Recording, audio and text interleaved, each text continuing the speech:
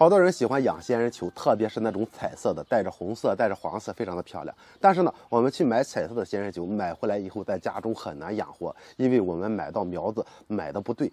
比如我们买到的苗子是药锦苗，它只有在顶部是黄色或者是粉色，底下就是一个普通的绿颜色。这种的就是打过药的，这种的生长点被破坏，它的生长性能就不好了。买回来以后放到家中就容易出问题，所以说不要买这种苗子。再一种的呢，就是球体没有打过药，但是它底下是嫁接落地。所谓的嫁接落地，就是用三角去嫁接上。它由于用三角的养分去生长，上边的球长得非常的快。看着球长大了，它会直接切下来，带着木芯直接栽到土里去，木芯上长出根来，就能够保证它不出问题，然后再卖给你。这种带木芯的去倒腾24换盆，木芯栽上以后很容易烂，烂了以后从中间开始往里腐烂，整个球就会彻底化水。所以我们买就要买正规的。我这种呢是属于非牡丹锦，也叫做牡丹玉锦，它的锦是红颜色的，非常的漂亮。这个呢就是属于自根或者是实生的。怎么去判断呢？我们将整个球取出来，然后把它的根部土壤全部去掉，之后找个水放到里边去挂，把土壤全部冲干净，把根系全部裸露出来。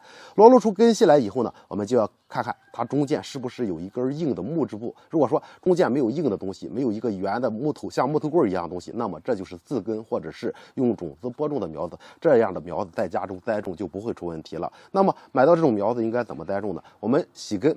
看到根系了，根系裸露出来以后，先去把根系剪掉，保留2厘米左右，把那些边上的毛细根全部摘干净，一点毛细根也不要给它保留。这样去修剪完成，不要着急栽种。它剪完根以后，底下是有伤口的，伤口必须要愈合了以后再去栽种。如果您直接这样栽种上，它的伤口接触土壤有真菌就会感染，就会彻底腐烂。我们只需要晾上2周到3周的时间，建议您晾的越久越好。我一般都是晾半个月到1个月的时间，晾的时候放到见光的地方去晾，晾好了以后直接栽种上浇透水就可以了。栽种的时候一定要用颗粒占1半以上的土壤，建议使用火山岩、红彩石、煤渣都可以，另外1半用营养土就行了。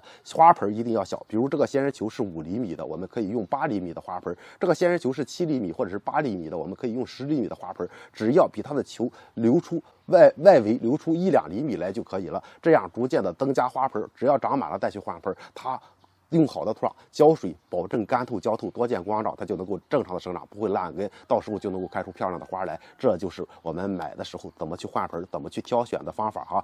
带紧的仙人球，由于它整个球上带着彩色，叶绿素比较少，所以长得比较慢，一般商家都会采用嫁接的方法，这样才能够快速去生长。如果想要去养的话，可以花高点的价格去买这种带紧的这种飞牡丹，想要的话可以去选择一下，养护简单，开花非常的漂亮。